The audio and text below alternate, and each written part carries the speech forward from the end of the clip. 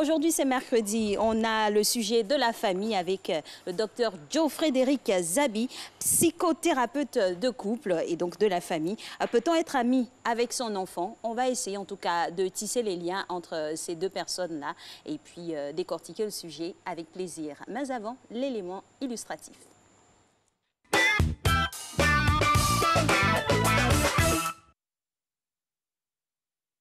Être parent, une aventure au cours de laquelle se crée un lien affectif, voire une amitié, un échange avec son enfant. Partager du temps et de bons moments avec son enfant, comme on le ferait avec un ami. Certains parents optent de plus en plus pour cette amitié en famille. Pour d'autres, par contre, les parents sont responsables de l'éducation de leurs enfants. Ils doivent subvenir à leurs besoins, leur inculquer les rudiments qui leur permettront d'être des adultes responsables. Pas question d'en faire des amis. Si j'explique mes intimités à mon fils, c'est comme si moi-même, dès le bas âge, je le prépare. Puisque je veux qu'il aille à l'école, qu'il ait ses diplômes et qu'il travaille. Donc, je ne peux pas encore, moi à mon âge, je ne peux pas lui dire ce que je fais à mon âge. J'ai une fille de 5 ans et cette dernière-là, elle me comprend déjà. On cause comme de grandes personnes. Est-il possible d'être parent et ami avec son enfant? Le faut-il d'ailleurs prendre le temps de jouer, de rire avec eux, d'échanger avec eux? Mais jusqu'où doit-on aller afin de bâtir et de préserver une relation harmonieuse, profitable à l'enfant? Les avantages d'être ami avec son enfant, quand tu es ami avec ton enfant, l'enfant n'est pas renfermé. Il explique tout ce qui se passe dehors, il vient t'expliquer. Donc ça veut que quand il y a un danger dehors, il y a un problème, il vient te faire part de ça. Quand tu es ami avec l'enfant, ça l'évite beaucoup de choses. Ça fait qu'il ne peut pas aller croiser d'autres faux amis parce que il te fait déjà confiance. Donc s'il a un problème avec des amis qui ne sont pas bien, il va venir vers vous pour vous expliquer. Ah maman, aujourd'hui là, mon ami m'a dit ça. C'est à toi maintenant de lui dire que, ah mon enfant, comme on est amis, voilà ce que je veux, je te donne comme conseil. Une relation amicale entraîne en effet l'idée d'une relation d'égal à égal, et le rapport ne plaît guère à ses parents qui prônent, eux, une relation traditionnelle parent-enfant. Cela n'empêche pas par contre d'être proche de lui, de ses passions, s'intéresser à son avis et à le prendre en compte si nécessaire. Il ne me cache rien, je ne lui cache rien. Moi-même, j'ai souffert. Donc quand j'ai vu ma souffrance, puisque moi je suis né, mon père m'a vite quitté. Donc ça fait que j'étais délaissé. Donc quand j'ai mis mon fils au monde, je ne voulais pas me séparer de lui. C'est mieux d'être toujours avec son enfant, lui donner des conseils, rire avec lui, aborder des sujets même qu'on ne peut pas imaginer. L'enfant se sentira à l'aise. Copiner avec ses enfants et ses ados peut comporter, selon certains parents, une confusion générationnelle. En revanche, une fois qu'ils sont devenus de jeunes adultes, vouloir tisser avec eux une relation complice, riche d'échanges, comme celle que l'on peut avoir avec ses amis, est un désir légitime et largement partagé. 7h05 à Yaou et à Bonois, à Bassam, également à Sini, et tous ceux qui nous regardent de ce côté balnéaire magnifique de notre pays. C'est la chronique famille maintenant. Docteur Joe-Frédéric Zabi est avec nous. Bonjour docteur. Bonjour. Alors vous êtes psychothérapeute, spécialiste de famille. Aujourd'hui nous allons parler, le thème est libellé comme suit. Peut-on être ami avec son enfant? Moi, la question que j'ai envie de vous poser tout de suite, ami, complice, quelle différence et où placer la ligne de démarcation? Entre amis et complices, il y a une grande différence. Premièrement, il faut savoir que les amis, c'est deux personnes, par exemple, qui ont tout en commun, sauf le lit. Tout en commun, sauf le lit, c'est-à-dire sauf l'intimité au plan sexuel, en parlant. Et les complices, c'est totalement différent. C'est celui qui va vous apporter une aide, celui qui va participer d'une façon ou d'une autre à la réalisation d'une chose que vous faites. Donc, un ami est totalement différent d'un complice. Quand bien même que souvent la confusion se fait dans les familles. C'est pour ça qu'il faut éclairer la lanterne des parents pour qu'ils sachent exactement ce qu'il faut faire et ce qu'il ne faut pas faire.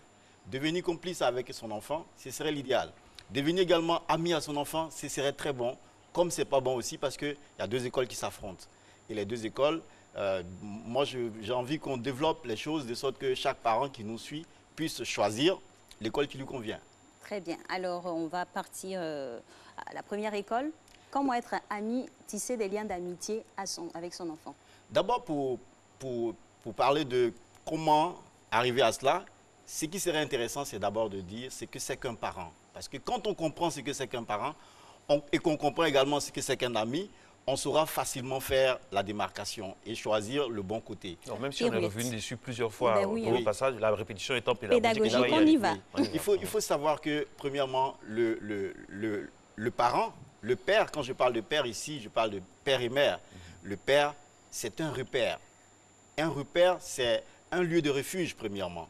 Deuxièmement, un repère, c'est un point qui nous indique notre position.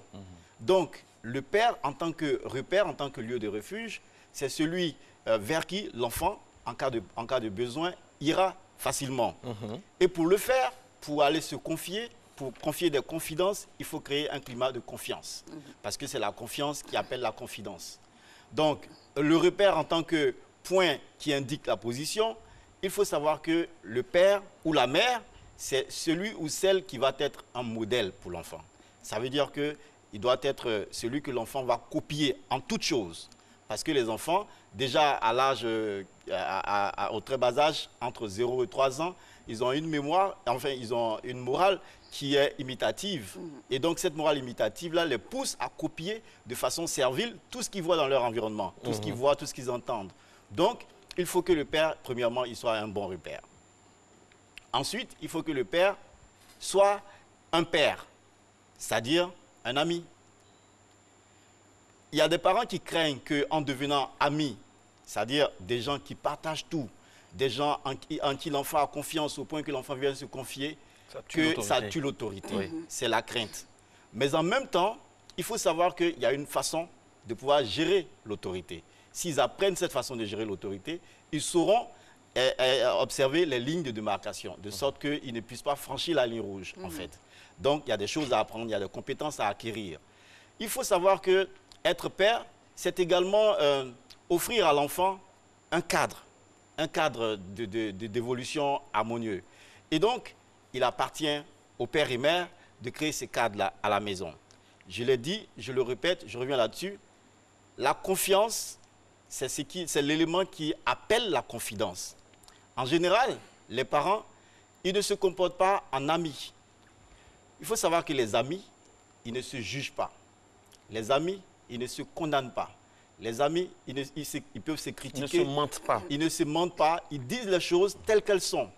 Pour que votre enfant puisse venir à vous, pour vous dire des choses, par exemple, qu'il a à cacher, il faut qu'il ait l'assurance que vous n'allez pas le juger, que vous n'allez pas le condamner. Or, c'est ce que nous faisons en général en tant que parents. Nous jugeons très facilement parce que nous croyons que c'est ce qu'il y a de bien à faire pour l'enfant. Nous croyons que c'est en le jugeant qu'on lui donne la ligne directive. Or, ce n'est pas forcément vrai.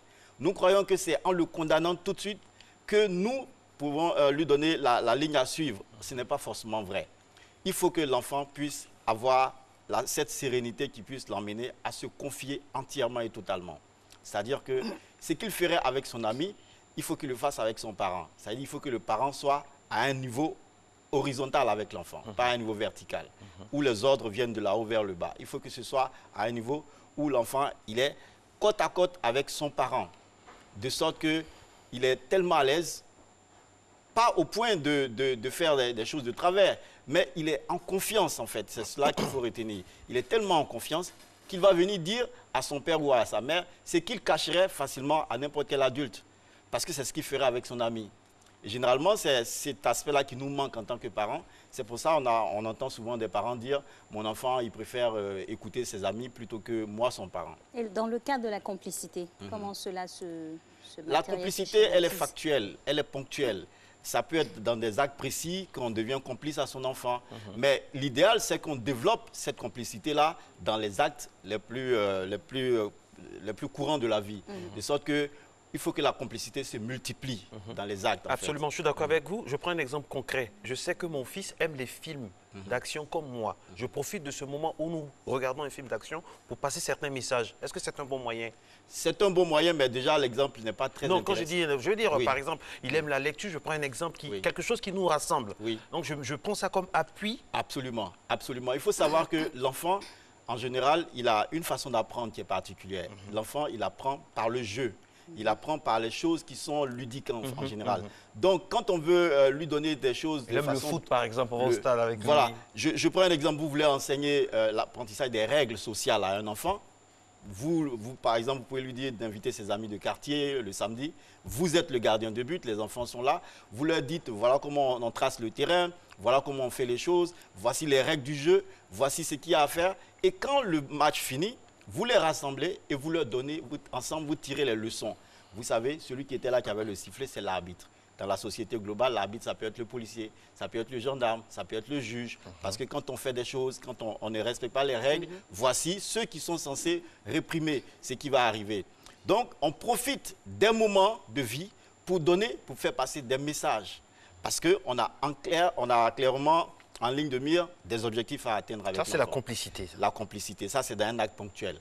Et quand on multiplie les actes de complicité, on finit par devenir des amis. Donc, l'amitié va au-delà de la complicité. Parce que vous voyez que dans la société, on peut être complice dans un vol. C'est juste ce vol, cet élément-là qui nous réunit de façon ponctuelle et factuelle. Mais ça ne veut pas forcément dire qu'on est des amis. Donc, l'amitié, ça naît à partir de la multiplication des actes de complicité. Donc, ça nécessite la présence régulière des parents, la présence régulière et effective des parents.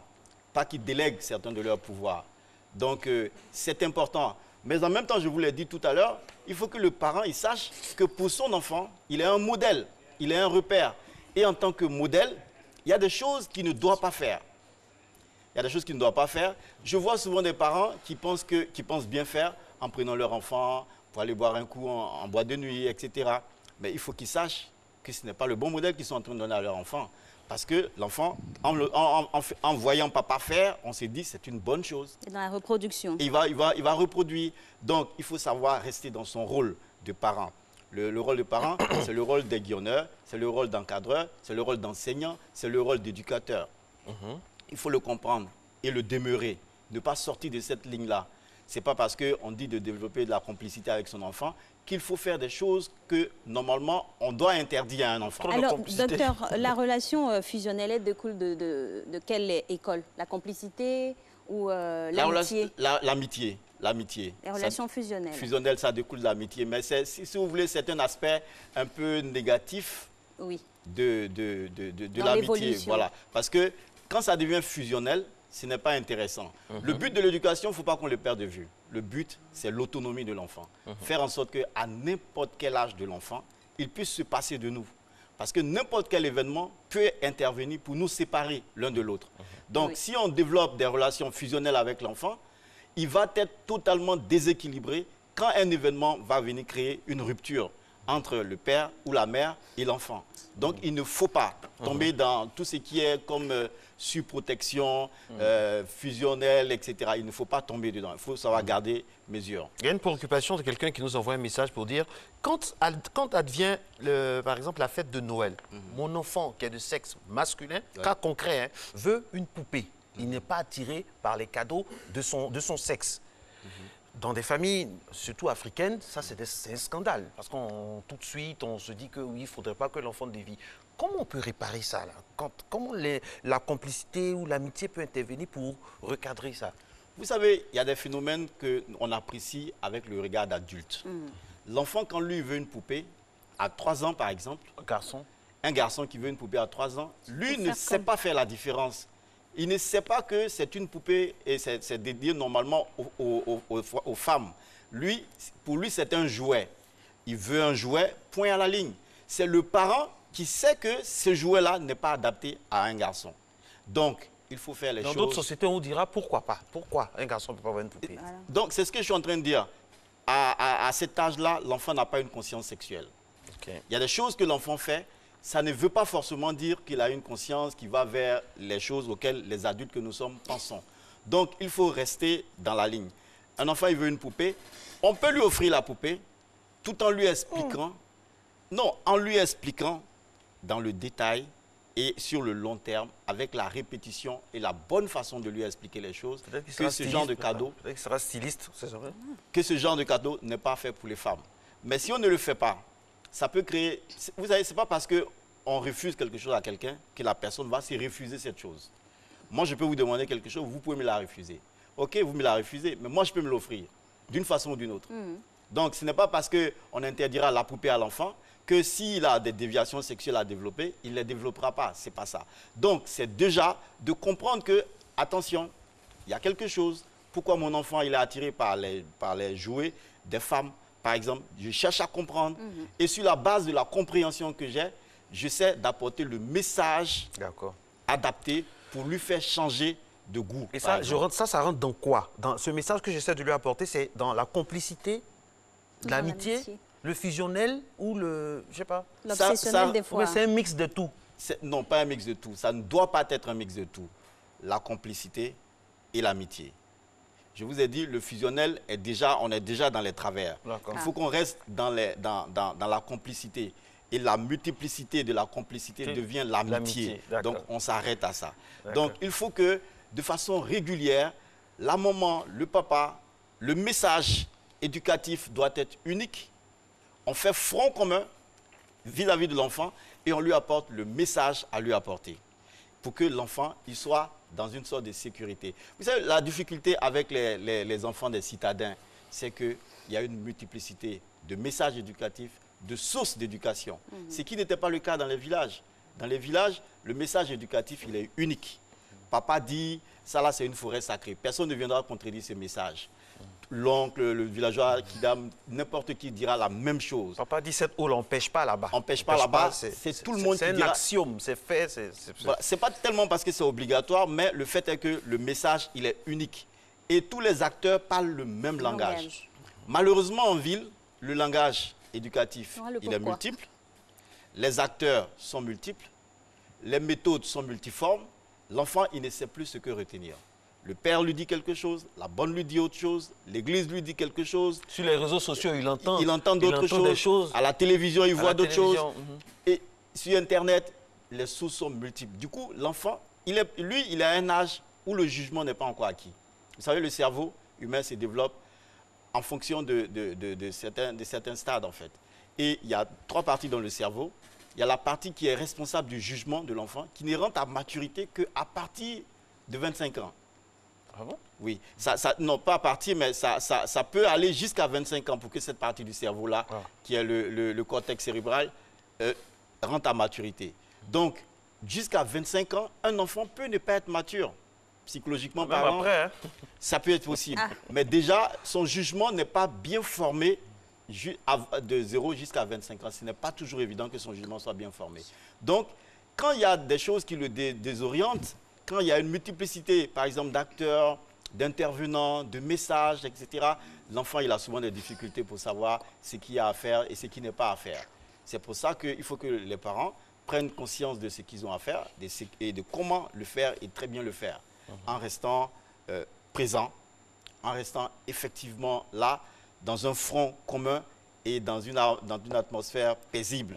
Alors, docteur, on a envie de parler maintenant des limites. Avec le développement que vous venez de faire par la chute, là, les limites, les démarcations de l'amitié. On a parlé des réseaux sociaux. Est-ce qu'il faut aller être ami aussi à son enfant sur les réseaux sociaux? Bon, il y a des parents qui le font en jouant le rôle de maire. Maire, M-A-I-R-E, c'est-à-dire le maire d'une commune, officier de police judiciaire. Parce qu'il faut que le parent soit un officier de police judiciaire pour son enfant. Il faut qu'il puisse le contrôler.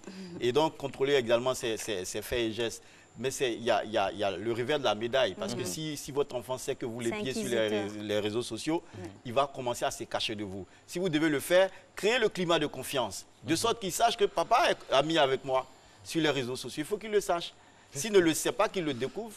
Justement, mon problème, c'est que ce que vous dites est bien. Moi, j'aime bien. Je suis la preuve, vous êtes là. Mais on a beau faire. On va tout donner à nos enfants. On va faire les efforts. On va respecter ce que vous dites là. Mais on n'a pas de colis pour mettre ça dans leurs yeux. Quand ils sont devant, par exemple, la violence de certains propos sur les réseaux sociaux, comment on fait pour les éloigner un peu? Pour les éloigner, ou bien je ne sais pas comment on fait. Parce qu'à l'époque, vous avez parlé d'avant, dans notre tradition africaine, le papa, ce qu'il dit est sacro-saint, on va ni à gauche ni à droite. Mais maintenant, il y a plusieurs sources. Et les sources sont de plus en plus violentes. Il y a des films violents à la télé, il y a des personnes qui se lèvent et qui disent n'importe quoi sur les réseaux sociaux. Et puis bon, ça reste comme ça, on ne parle pas soit dit en passant. Je veux dire, voilà, quel bagage vous nous donnez pour résister à tout ça, à toute cette violence-là? D'accord. Il faut qu'on sache que l'éducation, c'est un tout. Et ça commence dès la base. Moi, je ne parle pas de prendre des décisions quand l'enfant il a 14 ans. Je suis vraiment à la base, premièrement. Deuxièmement, je veux qu'on sache qu'on évolue dans un monde où il y a beaucoup de choses que nous ne pouvons pas changer. On ne peut pas changer la société avec Internet. Ce n'est pas possible. Donc, ce qu'il y a à faire, c'est de s'adapter à ça. La question, c'est comment faire pour minimiser les risques. Et c'est cela votre question. Et moi, je réponds que pour minimiser les risques, il faut que dès la base, on commence à installer dans la tête de l'enfant, dans son système de pensée, les choses que nous, on veut qu'il apprenne. Non, c'est pas ce qui va être créé dans 10 ans. On est parents aujourd'hui. Vous avez Alex, qu'on salue au passage. Et sa jumelle. Alex, aujourd'hui, et vous êtes complices. Oui. Mais il y a les réseaux sociaux aujourd'hui. Demain, on ne sait pas ce qui va venir, qui peut briser le lien amical ou complice qu'il y a entre vous et Alex. La technologie va évoluer, il y aura d'autres choses. Il y aura Facebook en puissance 15, 12. Mais on fait comment? Quelles sont les balises qu'on apporte? On anticipe comment? C'est ce que je suis en train de dire. C'est-à-dire que quand vous êtes dans des actes de complicité avec l'enfant, à chaque fois, vous lui expliquez, vous lui donnez des valeurs pour résister au monde, pour résister à tout ce qui arrive. Même quand ce qui arrive est décuplé, même quand Facebook va arriver à... Même quand dans les dessins animés, on s'embrasse en 2000. Quand ça arrive, quand vous voyez ça, vous en profitez pour donner la leçon. C'est pour ça qu'il faut être présent dans la vie de l'enfant. Vous profitez à chaque fois pour lui donner la leçon, pour installer des valeurs morales dans la tête de l'enfant. C'est ce que je dis et je le répète. Vous savez, il y a beaucoup de choses que les gens se permettent parce qu'il y a des règles qui n'ont pas acquises, acquis, c'est cela qu'on dit, non? Qui n'ont pas acquis. Bon, enfin, acquises, bon, chacun. Qui n'ont pas été assimilées. Assimilées, merci beaucoup Marco. Qui n'ont pas été assimilées dans l'enfance. Il y a des règles qui n'ont pas été assimilées dans l'enfance. Par exemple, la notion de limite. Quand quelqu'un n'a pas assimilé les règles de la limite, quand quelqu'un ne connaît pas des limites, il grandit, il peut dire n'importe quoi à n'importe qui. Il est dans l'excès. Merci beaucoup. Il peut faire n'importe quoi parce qu'il ne connaît pas ce qu'on appelle la limite. Donc, quand vous installez la limite dans la tête de l'enfant, la mesure, le sens de la mesure, et puis des valeurs, par exemple, éthiques et religieuses, pour être des censeurs dans sa tête, en ce moment-là, il a des balises qui le cantonnent, qui le confinent. Ouais. Parce qu'il s'est dit, non, telle chose, je peux le dire, mais je ne le dirai pas. Parce que ce n'est pas bon de le dire. Ou bien je ne le dirai pas parce que ça ne plaît pas à Dieu. Parce qu'il a appris entre-temps qu'il y a cette censure-là. Même quand papa n'est pas là, maman n'est pas là, il n'y a pas un adulte, au moins il y a Dieu qui me voit. Parce qu'on lui a mis ça dans la tête et il y croit. Donc ça devient une sorte de barrière pour lui qui ne va pas franchir facilement. Donc les agressions extérieures peuvent venir et elles peuvent être nombreuses. C'est pour ça qu'à la base, il faut installer des valeurs solides. Il ne faut pas laisser ce travail-là à des gens qui ne peuvent pas le faire. Il faut installer des valeurs solides. Et puis, il faut comprendre que l'éducation, ça ne se limite pas à être présent entre 0 et 3 ans, et puis ça s'arrête à ça. C'est vrai qu'on acquiert tout entre 0 et 6 ans. Après 6 ans, on n'apprend plus rien vraiment de nouveau. Mais on améliore, on essaie de transformer un peu ce qu'on a déjà acquis dans l'enfance. C'est pourquoi il faut que la présence du parent dans la vie de l'enfant soit continuelle. Les actes de complicité se multiplient et se transforment en une amitié véritable, de sorte que cette amitié-là, au bout du compte, devienne une sorte de coaching permanent. Alors, en somme, docteur, comment mener à bien son amitié avec son enfant? C'est de comprendre le sens de l'amitié. Comprendre qu'un ami, c'est un ami qui est dans la peau du parent, il doit être un ami-parent. Il ne doit pas être un ami-ami. Donc, je suis un modèle pour mon enfant. Donc, mon enfant me copie. Donc, tout ce que je fais, je le fais en pensant à lui. En me disant que, attention, si je le fais, lui se dira, si papa le fait, c'est parce que c'est bien à faire. Et donc, si j'ai ça de façon permanente dans mon esprit, chaque fois que mon enfant va poser un acte qui va de travers, je le reprends dans l'amour. Ma femme le reprend dans l'amour. Il va aller dehors, je dis toujours, il peut pleurer, il peut plier, mais il ne va pas se casser. On peut l'agresser, lui donner toutes sortes de messages. La preuve, nous, on est là. On a des valeurs solides. Moi, je suis tout le temps sur Facebook, mais tout ce que Facebook dit, ça ne rentre pas dans ma tête. Voilà, parce que j'ai des choses qui me permettent de ne pas avaler tout ce qu'on me donne. Si je n'avais pas ces limites-là, bonjour les dégâts.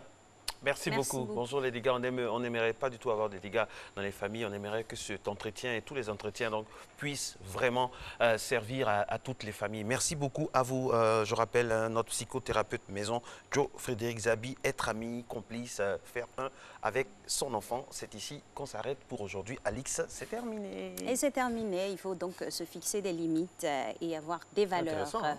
Et très, très intéressant. À demain. Merci Fadi Wax. À demain.